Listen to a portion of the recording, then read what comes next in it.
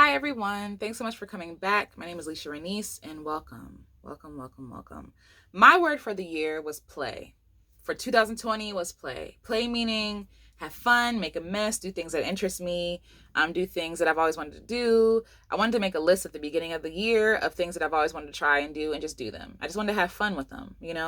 I wanted to incorporate more play into my everyday life because life is so serious. And as adults, we're just expected to be serious and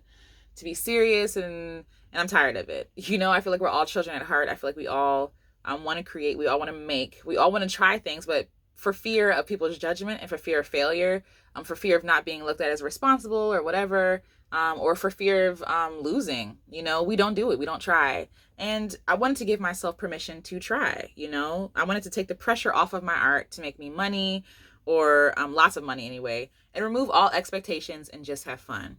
That was the reason why I chose play for 2020. And again, stuff has happened in 2020 that has just like rocked our worlds, right? Like, so the virus happened. People being killed is happening right now as I record this video. People protesting and rioting. 2020 has been a lot so far. And it is June. Today's June 1st as I record this. It's June 1st. And it almost feels like, well, the year is gone now. Might as well try next year. And so I'm like, you know what? No, I'm going to start today. Today is the day that I start actually implementing the word play into my year. Because why not? Right? Why not? So I decided, because there's on my list, there were so many. I don't even have a list with me. Yes, I do. I have over 100 something stuff on this list that I want to do, that I want to try, that I want to accomplish, that interests me.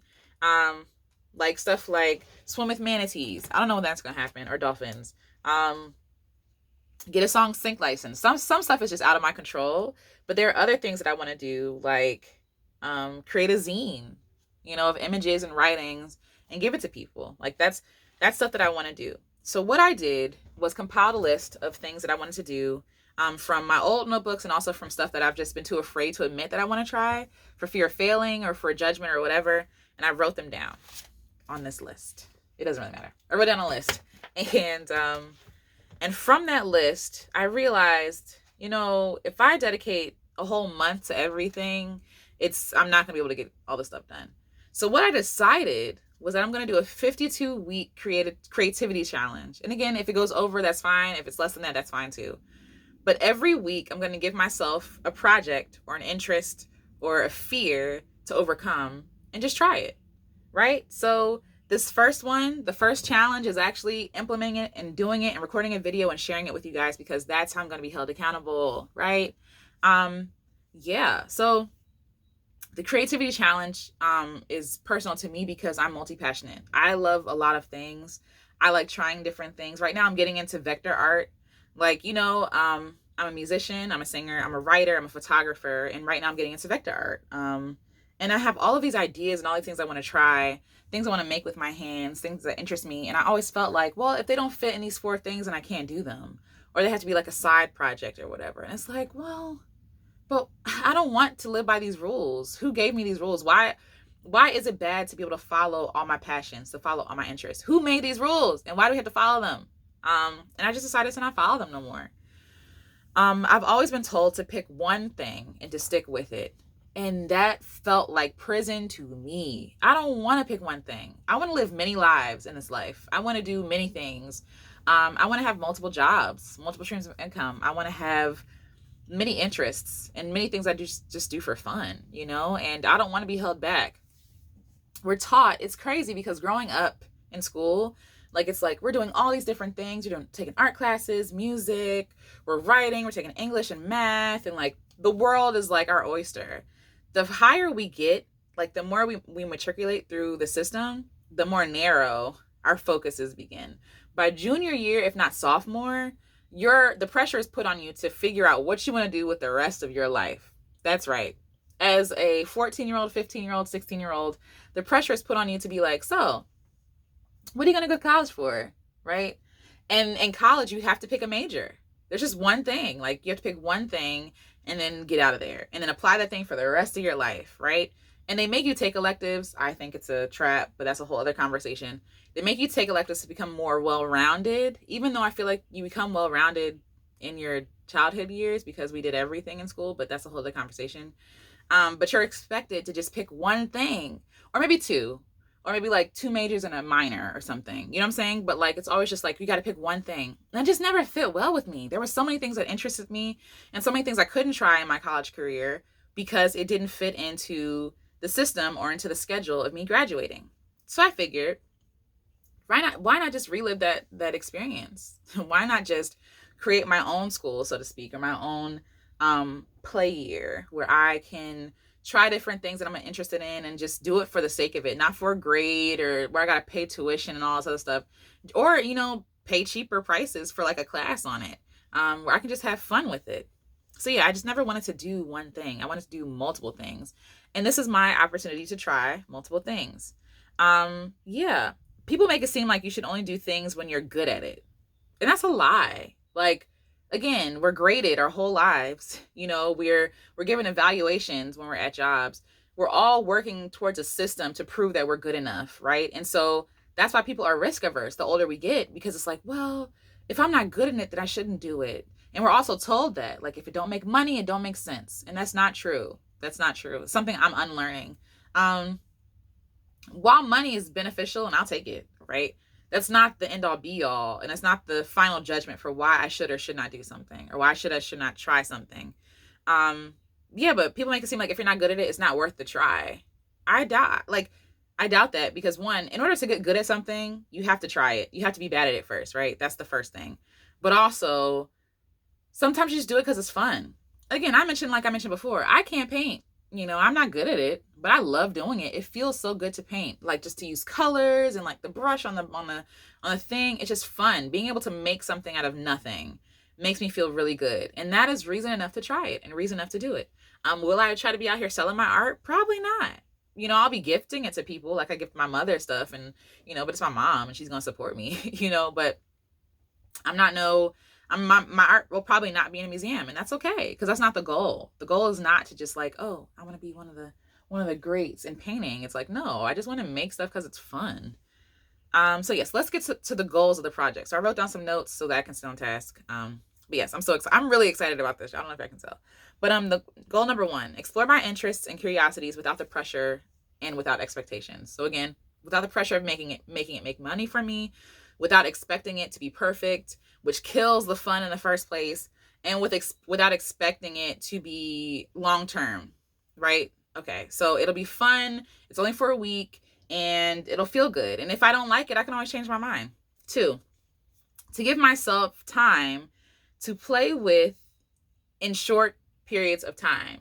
I know some people are sometimes afraid of doing things because they're like, well, if I do this, like majoring in college, if I pick this major, then I got to do this for the next 2 years. And what happens if 2 years from now, I realize I don't want to do this anymore? And it's expensive to change your mind in college. This challenge is showing me like, okay, it's not going to be expensive to change my mind. If I spend a week on it and I love it, I can keep doing it if I want. And if I hate it, I don't have to do it anymore. And it's no one's business. And we move on. And it's not that big of a deal. At least I tried. Number 3, to figure out if I'd even like doing this, like I mentioned before. Some of these kind of run into each other. But yeah, if I don't like it, okay, no big deal. No, I only wasted a week of spare time, of creating time, and that was fun. It's not a big commitment. It's not a big deal. Number 4, to show that we're all creative at all ages. Sorry, I couldn't read my own handwriting. But to show that at any age you can be creative, at any age you can start over, at any age you can try again. There's this lie that if you haven't hit it by 20, by 25, then well, you better get a real job, and you better figure out what you're doing with the rest of your life. There are people who are 90-year-old that just start. There was a 90-year-old woman that I watched a documentary on, and she just started painting, and she's great at it. She has reinvented herself, and she is goals, okay? These older women who are not letting their age stop them from doing the things they want, stopping themselves from reinventing themselves, like, yes, these are goals. And I say women especially because I feel like men in the industries, in like entertainment industries, they're given a pass for being older. It's like, oh, you look distinguished. You look like you're giving zaddy vibes. You know what I'm saying? But women, it's like, oh, well, you starting to sag, sis? Oh, these deals are about to be, gone from you. Like that's like the older women get, the less that people take us seriously. And I refuse to allow that to stop me from being creative and from being successful. Off my soapbox now. To give myself permission to be messy and not perfect, to try. The older we get, the less we try because we're risk averse. I talked about that before. When you're a child, you walk into a room, and again, I did an interview with my friend Jordan on here, so you can check that out. In one of our previous videos, we were outside talking, and the idea came up: when you're a child, you go in a room, who's a great painter? Everyone raises their hand. Who's a great singer? Who's a great writer? You know, it's like, yes, I'm doing all this stuff. And then the older we get, when you ask that question in like maybe 10th grade, who's a great singer? Maybe 3 hands. Who's a great writer? Maybe like 1. You know, we become, because either we've dropped it because we feel like, oh, we're not good enough at it, right? Or we've fed into this lie that if I don't look like, sound like, create like this other person, then it's not good enough. It's not good enough. And we never give ourselves permission to be messy. We want it to be perfect right away. We want it to be excellent right out the gate. And it's not how that works. I would rather enjoy it than it be perfect. Because worrying about it being perfect takes the fun out of it for me. It's not fun no more. It's a prison. It's a prison. And I just want to have fun. To share art with you all to hopefully spark creativity within yourself, encourage within yourself, and to reawaken this inner child within you that just wants to play, who wants to make puzzles, who wants to make paintings with their fingers, and, you know, who wants to sing at the top of their lungs, but we don't give them permission to play. And they sit in there like a cancerous dream, you know? And it's like, give yourself permission to try. It's okay if you're not good at it at first. It's okay if you're never good at it. Maybe you just want to do it because it's fun. So that's my hope with sharing this process with you, is that you're encouraged and you're inspired to do your thing too. Yeah, I want to do it because it sounds fun to do. Plain and simple. Number 8, to see if I can possibly create a side hustle for the future. So while I don't want to put the pressure of money on it, if I see that something I'm doing could be lucrative, maybe I can implement it into my streams of income so that I can get out of debt, so that I can acquire wealth, so that I can share with other people, like give to other people freely, and yeah, create the life I want to live. Why not? If I can make a side hustle out of something, by all means, why can't I do that? Number 9, to flex all my creative muscles. Again, like I said, I'm multi-passionate. Choosing one thing sounds tragic to me. I hate it. I hate it already. And being able to flex all my creative muscles sounds like a lot of fun. And at every week I can change the category, the topic, or whatever. I have the freedom to have fun and to play. That sounds like a good deal to me. Number 10, to do things I'm usually afraid of doing, just because. So there are some things on this list that I wanted to do that I've never done before because I've just been afraid to do it. Like, I want to busk. I want to go out in a corner and sing and collect coins or dollars. I'm scared of that. I'm afraid to do that because I'm afraid of rejection. I'm afraid of being ignored. I'm afraid of not being well rehearsed or whatever. Like, I'm afraid of judgment. I mean, ultimately, that's what it comes down to. But I want and I need to do it to prove to myself that I can do anything through Christ, right? Like, and I get it, the scripture's being taken out of context because we know it's like, we know the whole verse in the scripture. You can go read it for yourself. But honestly, like, what do I have to fear? If God gave me this gift or this one, why can't I try? He's going to be with me. And so a big important part of this is that I'm calling it a challenge and a project, because I don't want to call it anything. Like, I want to keep it fluid. I want to keep it like loose and not so restrictive, because I feel like calling it an experiment or a project or a challenge takes the pressure off to be perfect. It's just an experiment. You calling something like a beta version of something, meaning not the finished version, you're allowing yourself the okay. You're allowing other people to know that if this has flaws and kinks, it's okay. That need to be worked out. All right, it's fine. This is just the beta version. And for me, this is the beta version. This is the experiment. Well, I have my hypothesis, and I'm cringing because, like, I hope I'm saying this right. Yeah, I have my hypothesis that I think this would be beneficial. And if it's not, we can always change it. We can always move stuff around. We can always also stop it. You know, it's not that big of a deal. So let's get into the rules of the project. Number 1, pick one interest, curiosity, or challenge per week. Again, 7 days, not that big of a commitment or whatever. 2, do it to the best or to the most fun of my ability. I started by saying do it to the best of my ability, but I'm trying to remove all that perfectionism, speak, and rules and all this other stuff. Just have fun with it. 3, share what I create with you. I document it. I share it with you. I share the process, and I might even share the art that I create. Who knows? If I make some earrings, maybe I want to give it to y'all. Number 4, there's no pressure or expectations, just enjoyment. That's the only rules to this thing. And 5, I guess, should be like, have fun. Have fun. So I am really excited. I've been journaling about this. I've been listing all these things that I want to do, that I want to try, trying this experiment. Um, and I'm hoping, again, that me putting myself out there, me putting my art out there encourages you to do the same. It encourages you to maybe even start your own little project. Um, Actually, I have an idea, but that's coming on later. Um, just to create, just to make it, just to do it. Because again, no, like I said before, nobody knows what they're doing. They're just out here trying. And that's the most that we can do, is just try and see what happens. So we're going to see what happens. We're going to see what I create. We're going to see what I make. And maybe you can do the same thing. And if you are willing to do the same thing, let me know. Like, leave a comment, send me an email or something. If you have any suggestions, yes, hit me up. And also just do it yourself too. And again, it doesn't have to be anything creative. It could just be like, one of the things I wrote down is like, take a solo trip by myself. Like, I've never taken a solo trip ever. I've taken a solo trip to go meet somebody, right? Like in a different state or whatever. But I'm talking about like me driving out to the middle of nowhere, Colorado, to stay in a hotel for a week by myself. I've never done that. Because one, I never had money. that's first. But two, I never had the opportunity to, because I felt like, oh, is that responsible of me? Can I do that? Can I really do that? So it could be a list of things that you've always wanted to try. It could be bungee jumping. It could be skydiving.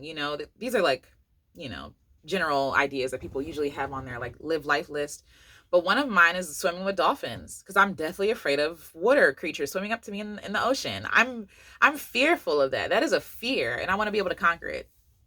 Not so afraid of heights.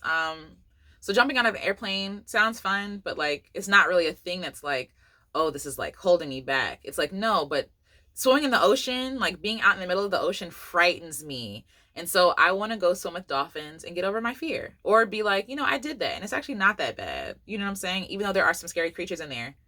Or swim with a manatee. I want to do that because they're gentle giants. But you can make your own list with anything you want. But yeah, I really want to play. I want to play and I want to stay free.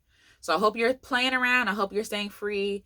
And until next video, I guess the next video I do concerning this will be my first challenge. So I will keep you abreast. I will share all that stuff with you. Thanks so much for journeying with me. Thanks so much for just being kind and thoughtful and nice. And yeah, thanks so much. I'll talk to y'all soon. Bye-bye.